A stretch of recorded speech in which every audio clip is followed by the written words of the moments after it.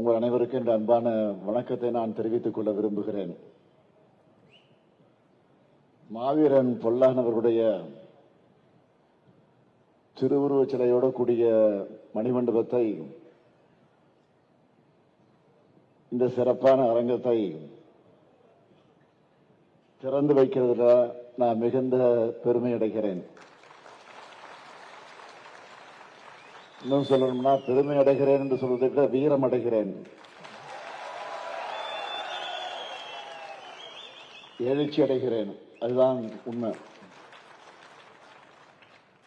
பூலித்தேவன், வீரபாண்டிய கட்டபொம்மன், தீரன் சின்னமலை, மருதிருவர், வீரமங்கை வேலுநாச்சியார், மாவீரன் பொல்லான் என்று நம்ம தமிழ் மண் ஈண்டெடுத்திருக்கக்கூடிய மாவீரர்கள் அத்தனை பேரும் நம்முடைய மண்ணை, மொழியை, மானத்தை காத்திருக்கக்கூடியவர்கள். இடவிடாம அதற்காக போராடி கொண்டிருக்க வேண்டும் என்று இன்றைக்கும் நமக்கெல்லாம் நினைவுபடுத்திக் கொண்டிருக்கக்கூடியவர்கள். கம்பீரமாக இருக்கக்கூடிய இந்த மாவீரன் பொல்லானுடைய சிலையும், சிறப்பாக கட்டப்பட்டிருக்கக்கூடிய அரங்கத்தையும் தனி கவனம் எடுத்து எல்லோரும் பாராட்டக்கூடிய வகையில் இதை கட்டியிருக்கக்கூடிய மாண்புமிகு பொதுப்பணித்துறை அமைச்சர் ஏவா வேலு அவர்களுக்கு என்னுடைய சார்பில் மட்டுமல்ல, உங்கள் அனைவரின் சார்பில் என்னுடைய பாராட்டுக்களையும் வாழ்த்துக்கள் தெரிவித்துக் கொள்கிறேன்.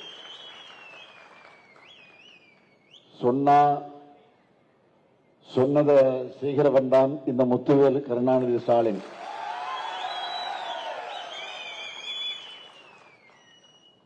அதற்கு சாட்சியாக சொல்ல வேண்டும் என்று சொன்னால் இந்த மாவீரன் பொல்லான் சிலைதான் அதற்கு சாட்சி.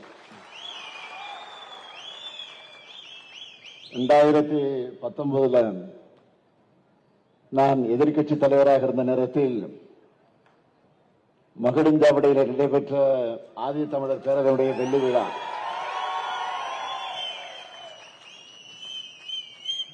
அதை முன்னின்று நடத்தியவர் நம்முடைய அதிகமானவர்கள். அதில் பங்கேற்று சிறப்பித்து பெருமை சேர்த்தவர் நம்முடைய சட்டமன்ற உறுப்பினராக இருக்கக்கூடிய ஈஸ்வரன் அவர்கள். மாவீரன் பொல்லானுக்கு சிலையும் மணிமண்டபமும் அமைப்போன்னு அந்த நிகழ்ச்சியில நான் உறுதி அளித்தேன். இன்றைக்கு அதை உங்கள் முன்னால் திறந்து வைத்திருக்கிறேன்.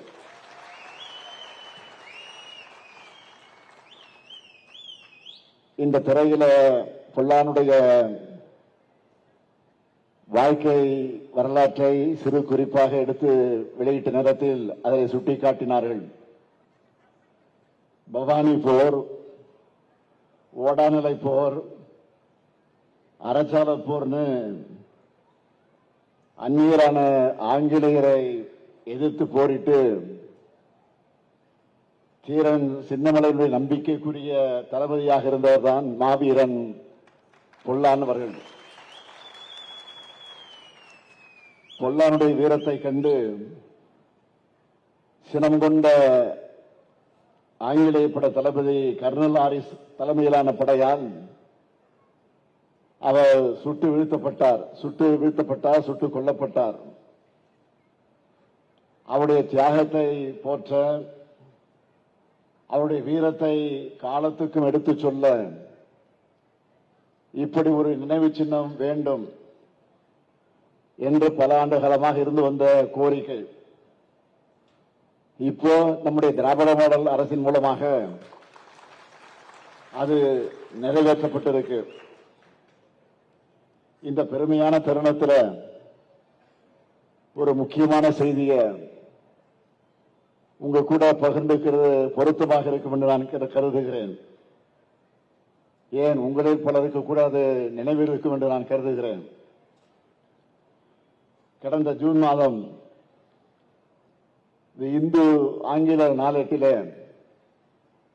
ஒரு செய்தி வந்துச்சு. அதை படிச்சதுமே எனக்கு மிகுந்த மகிழ்ச்சி ஏற்பட்டுச்சு. அந்த செய்தி என்னன்னு கேட்டீங்கன்னா, அருந்ததியினுடைய உள் ஒதுக்கீடு, அதற்குரிய சட்டம் அந்த மக்களுக்கு எத்தகைய ஒளிவிளக்காக திகழுது என்பதை பற்றி அதில் குறிப்பிட்டு காட்டியிருக்கிறார்கள் இந்து பத்திரிகையில. அதாவது தகவல் அறியக்கூடிய உரிமை சட்டத்தில் தகவலை பெற்று ஆதாரத்தோடு இந்த செய்தியை வெளியிட்டிருக்கிறாங்க. அந்த செய்தியில சொல்றாங்க, 2009 193 அருந்ததியினர் மாணவர்கள் பொறியியல் படிச்சிருந்த நிலை மாறி இந்த ஆண்டு 3944 மாணவர்கள் இன்ஜினியரிங் படிக்கிறாங்க என்றும் 2023-24 ஆண்டுல 193 மாணவர்கள் MBBS படிக்கிறாங்கன்னு அந்த செய்தியில குறிப்பிட்டிருந்தாங்க. இதுல எனக்கு ஏற்பட்ட தனிப்பட்ட பெருமை என்னன்னு கேட்டீங்கன்னா, அதுதான் சொன்ன உங்களே பலருக்கு தெரிந்திருக்கும். இந்த உள்ஒதுக்கீடு சட்டத்தை தலைவர் கலைஞர் அவர்கள் நிறைவேற்ற முடிவு செஞ்சார். முடிவு செஞ்சு அந்த சட்டமன்றத்தில் அந்த தீர்மானத்தை கொண்டு வந்து சட்ட மசோதாவை கொண்டு வந்து நிறைவேற்ற வேண்டும். ஆனால் திடீரென்று அவருக்கு உடல்நலிவு ஏற்பட்டு ராமச்சந்திரா மருத்துவமனையில் அனுமதிக்கப்பட்டிருந்தார். அதனால் அவரால் எழுந்து நடமாட முடியாத நிலை அன்றைக்கு ஏற்பட்டது. அன்றைக்கு காலை எனக்கு தொலைபேசி வருகிறது வீட்டுக்கு, உடனே புறப்பட்டு வா என்று. எங்கே? மருத்துவமனைக்கு. வந்தவுடன் என்னை அழைத்து சொன்னார், நான் ஒரு சட்ட மசோதாவை சட்டமன்றத்தில் இன்றைக்கு நான் நிறைவேற்ற வேண்டும், அறிமுகப்படுத்த வேண்டும். என்னால் மருத்துவர்கள் என்னை போக அனுமதிக்க மறுத்துவிட்டார்கள். அதனால் நீ சென்று என்னுடைய சார்பில் அந்த மசோதாவை அறிமுகப்படுத்த என்று எனக்கு உத்தரவிட்டார்கள். சட்டமன்றத்தில் தாக்கல் செய்யக்கூடிய வாய்ப்பு இந்த அடியேன் ஸ்டாலினுக்கு கிடைத்தது என்னை இன்றைக்கு நான் பெருமைப்படுகிறேன்.